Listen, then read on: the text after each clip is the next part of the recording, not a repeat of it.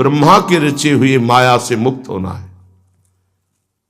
पर आप तो इन्हीं खिलौनों में राजी हैं, और जब इन खिलौनों से मन को हटाने की बात कही जाती है तो आपको बुरा लगता है। आपसे जिसे कहा जाता है कि अब आप ऐसे रहिए, मनो चिन्हारो नाय, तो आपको लगता है कि हमारे संबंधों में ये प्रहार कर रहे हैं। तुम्हारे संबंध जितने हैं इनका प्रहार पहले हो चुका है काल के द्वारा, तुम इनको नहीं रोक पाओगे। काल पहले ही काट चुका है सारे संबंध। बस तुम संबंध का राग लेकर के यहां से जाओगे, दुर्गति हो जाएगी। और संबंध को प्रियालाल के चरणों में समर्पित करके जाओगे तो सदगति हो जाएगी, अनुराग हो जाएगा। जो आसक्ति संसार के संबंधों में है, वही आसक्ति जब संत महापुरुषों से हो जाती तो मोक्ष का खुला हुआ द्वार, ये भगवान कपिल देव जी कहते हैं। आप अपना अधिकार अपने में मत रखिए, गुरुजनों को दे दीजिए। अब हमारे जीवन की बागडोर आपके हाथ में है, आप जिस दिशा में चाहें ले चलें। हमारा केवल आपकी आज्ञा पालन करना कर्तव्य। तो कह रहे कदापि चिन्मयादुपरि चेत स्पृहा रोहिणे, यदि तुम्हें इस चेतन अचेतन जगत से मुक्त होने की इच्छा जागृत हो गई है तो पहला, स्नेह का संबंध किसी से मत रखिए। स्नेह का संबंध केवल प्रियालाल से रखिए। वही स्नेह जो माता में, जो पिता में, जो भाई में, जो बंधु में, पत्नी में, पुत्र में, वही स्नेह प्रियालाल को चाहिए। आप और सब कुछ दो, भगवत प्राप्ति नहीं होगी। ये स्नेह दे दो तो भगवत प्राप्ति पक्की हो जाएगी। सबसे स्नेह करो श्यामा श्याम के संबंध से। हमारा स्नेह का संबंध श्यामा श्याम से, श्यामा श्याम के संबंध से स्नेह कोई फर्क नहीं पड़ेगा। पर आपको अभी ये कला नहीं आती है।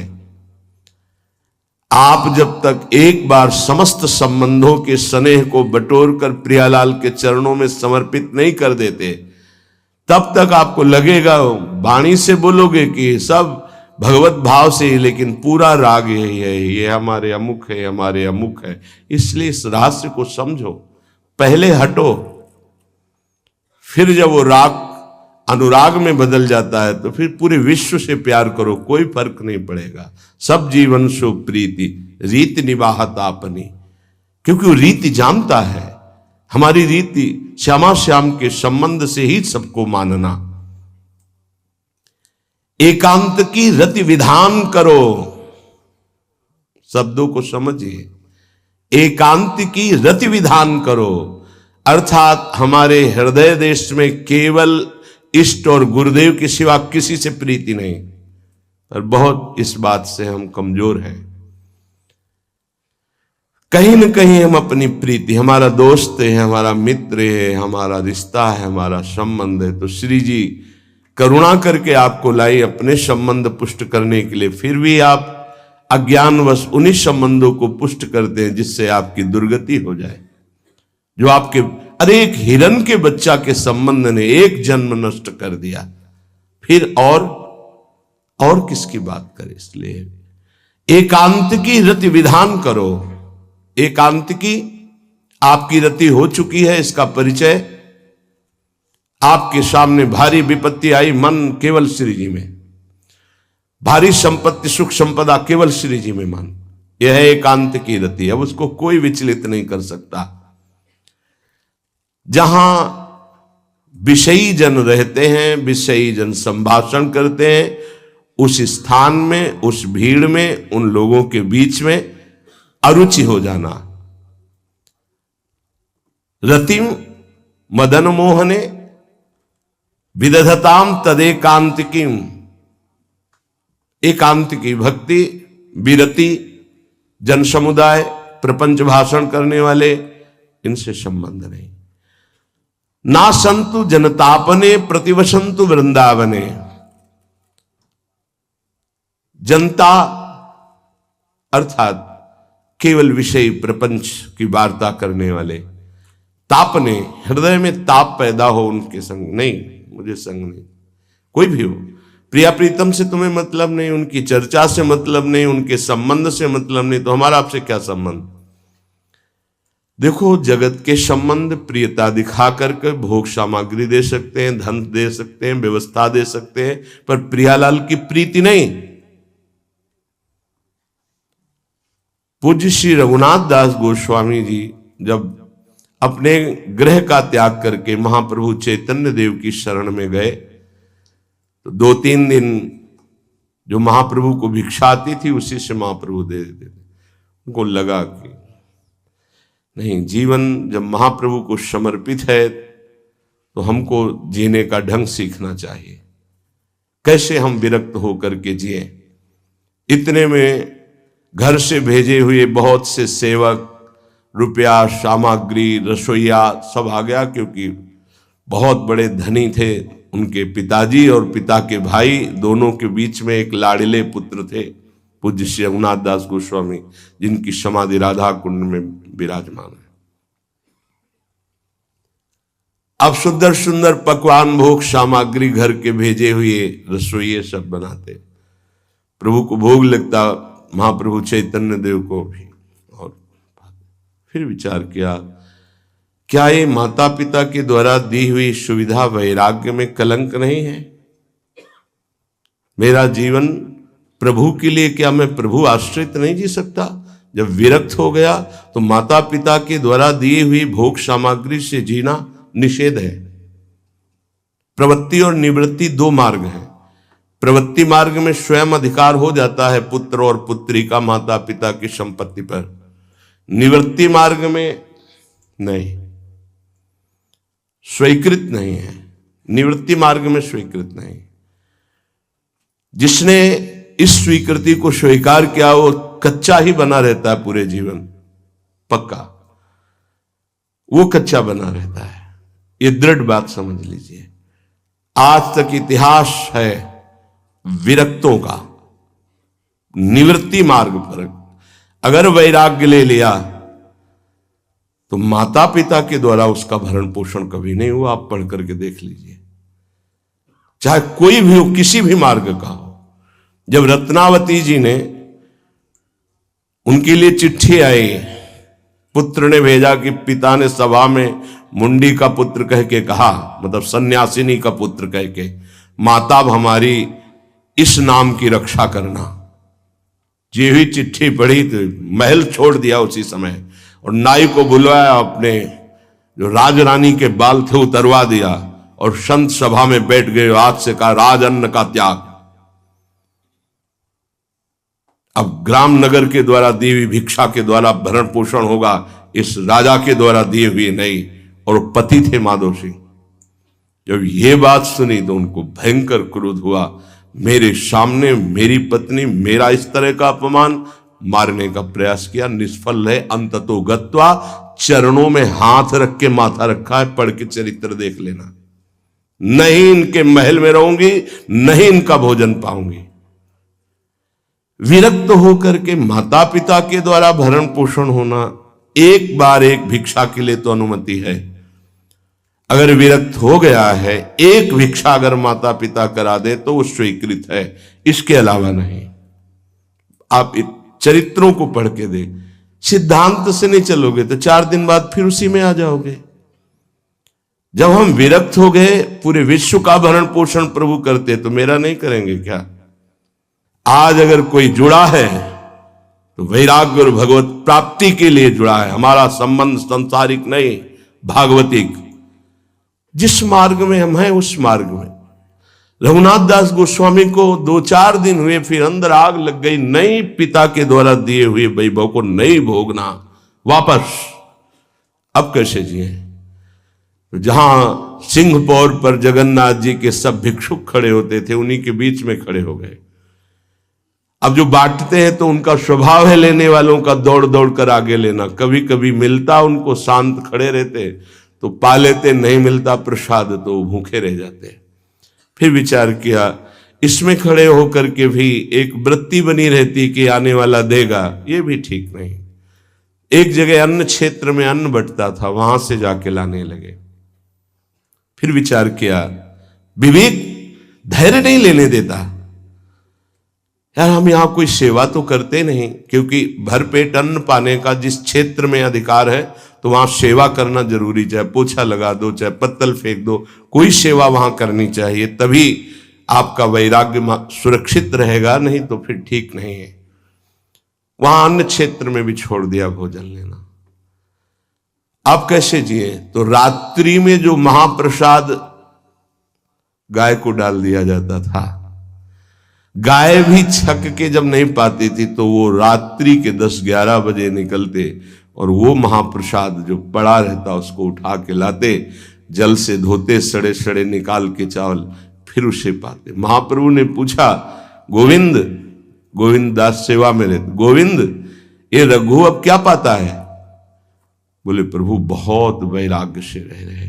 बताया तो उनका, अच्छा ऐसा अमृत अकेले अकेले पाता है, हमको कभी निमंत्रण नहीं दिया, अब हम चुपके से छीन के पाएंगे। महाप्रभु चले रात्रि के जब वो कटोरे पे इतने से चावल सही निकाल कर पानने में लगे थे, पीछे से महाप्रभु गए से लिया, अरे प्रभु आपने, उनका इतना स्वादिष्ट अमृत पाता है और मेरे को कभी निमंत्रण नहीं दिया, निहाल कर दिया। उनके लिए आया सोवत हु रसना रटे राधा कृष्ण सुनाम। वो जब सोते थे तो उनकी जबान से राधा कृष्ण राधा कृष्ण राधा कृष्ण। ये इस मार्ग के पथिक, निवृत्ति मार्ग और प्रवृत्ति मार्ग में अंतर है, आप लोग इस बात को समझें।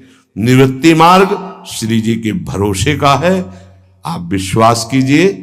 जब इष्ट के भरोसे में है तो जिनकी पलक झपकते अनंत ब्रह्मांड रचना हो जाती, उनके लिए कोई ये बड़ी बात हो गई क्या?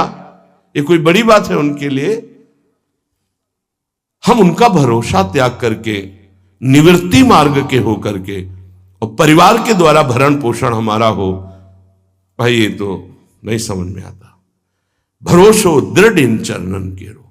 निवृत्ति मार्ग तो निवृत्ति मार्ग, प्रवृत्ति मार्ग तो प्रवृत्ति मार्ग, प्रवृत्ति निवृत्ति, निवृत्ति में प्रवृत्ति, बहुत समझकर संभल कर चलना पड़ेगा। जो मार्ग भगवान ने बनाया उसके अनुसार। तो कह रहे न संतु जनता, तुम्हारा व्यवहार जनता से नहीं होना चाहिए। व्यवहार शून्य व्यवहार है, ध्यान रखना। दसियों हजार लोगों के दर्शन होते हैं, एक का भी परिचय नहीं है। हजारों लोगों से संभाषण है, एक भी हमारा मित्र नहीं है कि ये हमारा है, तुम लोग इसके साक्षी हो। ये हमारा बंदा है, एक भी नहीं। साफ श्री जी के हो, श्री जी से संबंध है, मैं सिर्फ एक नौकर हूं। श्री जी की बात आपको बता देता हूं, आपकी बात श्री जी को बता देता हूं। हमारे श्री जी इसके सिवा कोई नहीं। एकांत की रति, जनता से संबंध रहित, श्री जी के संबंध से सब जीवन सो प्रीति। श्री वृंदावन में वह चिदानंद रस को प्राप्त होता है। यह है रहनी। वृंदावन इह विधि बसे, तज के सब अभिमान, तृणते नीचो आपको जाने सोई जान। ये समझ जाओ किस बात का आश्रय लिए हो।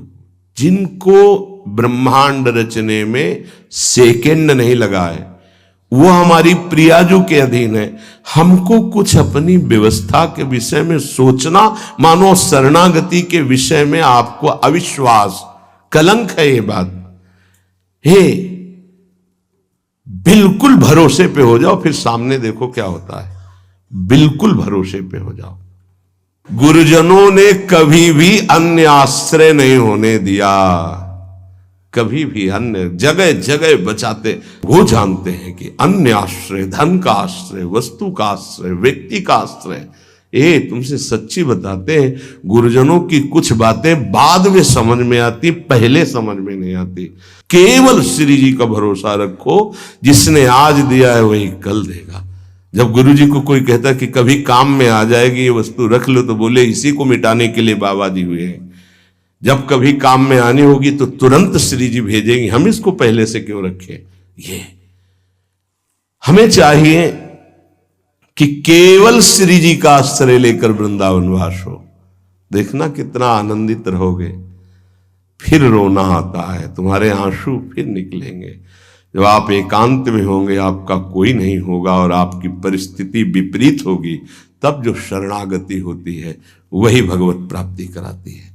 जब तक विपरीत परिस्थिति नहीं आएगी तब तक शरणागति परिपक्व नहीं होगी। बात लिख लीजिए, चाहे वो द्रौपदी जी हो, चाहे गजराज गजेंद्र जी हो, चाहे कोई भी हो, जब ऐसी विपरीत परिस्थिति आए कि कोई भी सहयोगी नहीं रह गया, तब शुद्ध शरणागति और भगवत साक्षात्कार।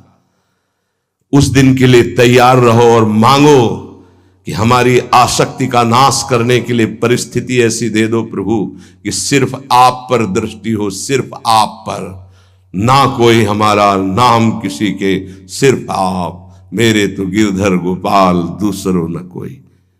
बात समझो, सत्संग की बात को समझो, परमार्थ की बात को समझो। तो जब कोई हमारे जीवन में प्रश्न आता तो जो नील चादर ओढ़े हुए विराजमान है, उनकी चादर की तरफ देखते, आकाश की तरफ, बाहर निकलकर आकाश की तरफ देखते। तत्काल उत्तर मिला है हमको, तत्काल भाग, यहां से भाग। झोला टांगा, रात्रि में भागे, जब भागे तब रात्रि में भागे। भागो भागो भागो, भागते भागते अब पायो परम विश्राम। अब वृंदावन, श्री वृंदावन विश्राम, सब सोहित निष्काम मत, श्री वृंदावन विश्राम। हे, भागते रहो, संबंधों से भागते रहो, आश्रयों से भागते रहो। एक आश्रय केवल हरि गुरु का, बस एक विश्राम स्थल। जैसे आप रखो, जैसे आप रखो, हम उसी में राजी हैं। समस्त प्राणियों को वृंदावन के नमस्कार बुद्धि से देखो। देखो यहां की रहनी, वृंदावनी विधि बसे तज के सब अभिमान, तृणते नीचो आपको जाने सोई जान। तृण से नीच अपने को जो जानता है, सबको नमस्कार करेगा। और सच्चाई में देखो तो ऐसा ही है, कुछ नहीं है। कोरा अहंकार केवल है। क्या है हमारे अंदर? कुछ नहीं। अगर गुरु कृपा न हो, प्रियालाल की कृपा न हो, तो कुछ नहीं। हाथ उठा के कहते हैं कोई बल नहीं है। बल है तो वो है, नहीं तो वो नहीं, तो कुछ बल नहीं। क्या बल है? आप देखो, अंदर से देख लो बैठ के, तुम्हारे अंदर क्या बल है। फिसल कर गड्ढे में गिरने का तो बल है, लेकिन गड्ढे से निकलने का बल तो नहीं है। फिसलने में क्या बल? फिसल कर गिरने का तो है, लेकिन गिर के संभलने का बल, ये केवल गुरु का बल है, ये केवल इष्ट का बल है। इसलिए श्री धाम वृंदावन का आश्रय और वास स्वीकार करो। सबसे छोटा अपने को समझो, समस्त प्राणियों को नमस्कार करो। क्यों? क्योंकि कहीं कोई वृंदावन में किसी का अपराध न बन जाए। नमंतु ननु जंतु कानिह नमंतु रस्तु क्वचित। कहीं ऐसा ना हो जाए यहां किसी भी जंतु का, किसी भी जीव का, किसी भी शरीरधारी का अपराध न बन जाए। अगर वृंदावन में कोई अपराध न बनने पावे और सबको हम नमस्कार करके रहें और श्री जी का केवल भरोसा रहे, तो आप चमत्कार देख लेंगे। अध्यात्म आपके अंदर प्रकाशित हो जाएगा। जैसे जैसे अध्यात्म प्रकाशित होता है, वैसे वैसे शांत होता चला जाता है, मन शांत होता चला जाता है, कोई वासना हृदय में नहीं रहती। पूज्यपाद श्री उड़िया बाबा जी महाराज से प्रश्न किया, पीछे वर्णन किया गया था कि बड़े बड़े महापुरुषों की ये लोग निंदा क्यों करने लगते हैं, क्यों द्वेष करने लगते हैं? वो तो किसी से द्वेष नहीं करते। जितने महापुरुष हुए उनकी निंदा हुई है, वर्तमान में जितने हैं तो आप देख लो, सैकड़ों अगर नमस्कार करने वाले तो कुछ निंदक आपको मिलेंगे। ऐसा क्यों होता है? क्योंकि संत तो किसी से द्वेष नहीं करते, द्रोह तो उनके हृदय में होता नहीं। अद्वेष्टा सर्वभूतानाम, फिर ये क्यों होता है? निंदा क्यों कहते हैं? तो कहते भगवान की दो शक्तियां हैं, एक है माया और एक है प्रेम भक्ति। जो प्रेम भक्ति से विमुख, उनके हृदय में माया शक्ति का प्रभाव रहता है। यद्यपि उनका द्वेष भी इसी से होता है। उनकी महानता देख करके वो वहां चल तो सकते नहीं, तो उनका द्वेष बन जाता है। महानता देख करके उसमें चल नहीं पाएंगे। जैसे कहावत में आता है कि एक अंगूर को बहुत कोशिश की पाने की, जब नहीं मिले तो खट्टे हैं, प्रयास किया लेकिन नहीं मिला। तो उनका प्रयास माया जनित है, तो प्रेम या भक्ति या सद्गुण या भगवद आश्रय नहीं धारण कर पाते, तो उनको द्रोह हो जाता है संतों से। आप नरसिंह मेहता जी का चरित्र देखिए, बड़े बड़े भक्तों का, उन्हीं के गांव के लोग, उन्हीं के घर के परिवार के जनों ने ही द्रोह पैदा कर दिया। द्वेष, निंदा, मारने की चेष्टा, अपमान, ऐसे। अच्छा सोचो, उड़िया बाबा जैसे महापुरुष से क्या कभी ऐसा हो सकता है कि उनके मारने के लिए आदमी लगा दे? विचार करके देखो। पैसा देकर भेजा गया था कि सत्संग में जाके नाक काट लो। वो आदमी चुपचाप चाकू लेकर के आया और प्रणाम के बहाने तो संतों के सामने कौन रोकता, तत्काल चाकू निकाली और जे भी मारा तो हाथ पकड़ते पकड़ते चावल भर नाक में चल, मतलब थोड़ा सा ऐसे खून निकलने लगा। ऐसे बाबा ने रोका, पकड़ा और गुफा में ले गए। आज भी गुफा नीचे जो बनी हुई, बैठे और गरम दूध चीनी डाल के मंगवाया, पिलाया और कहा धैर्य धारण करो, बिल्कुल डरो मत, तुम्हें कोई नहीं मारेगा, तुमने ऐसा क्यों किया? तो रो पड़ा संत कृपा देख के और कहा बाबा मुझे इतने 1000 रुपए देने की बात कही गई थी कि बाबा मैं गरीब आदमी हूं, पैसे के लोभ से बुद्धि मारी गई। उन्होंने कहा बस तुम ऐसे नाक में चाकू मार देना ऐसा।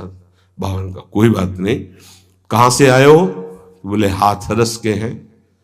बाबा ने ये नहीं पूछा कि किसने भेजा है। चतुरता इस बात की कि सब शिष्य थे, अगर ये पता चल जाए कि किसने, तो उससे द्रोह हो जाएगा ना, बस इतना पूछा था क्यों तुमने ऐसा किया? तो बोले मुझे पैसा। ये नहीं पूछा किसने किया, क्योंकि उससे द्वेष हो जाएगा। अपने शिष्यों से कहा शपथ है हमारी, इसे डांटना भी नहीं और हाथरस की बस में सुरक्षित बैठाल करके आओ, चल जाओ। बोलो ऐसे महापुरुष को फिर बाद में जो लीला, द्वेष की हद हो गई, संसार द्वेष की सूली पे चढ़ा दिया, जहर पिला दिया। मीरा जी को जहर पिला दिया, प्रहलाद जी को क्या? क्यों ऐसा करते हैं लोग? बोले माया से आसक्त चित्त वाले जब भक्त को देखते तो उनके अंदर गाली देने का मन होता, जलन पैदा होती, स्वभाव ऐसा स्वाभाविक है। उनके हृदय में इतना द्वेष पैदा होता है कि वो दुष्ट हृदय कैसे इनकी हानि हो, बस ये सोचते हैं कैसे इनकी। बड़ा विचित्र खेल है।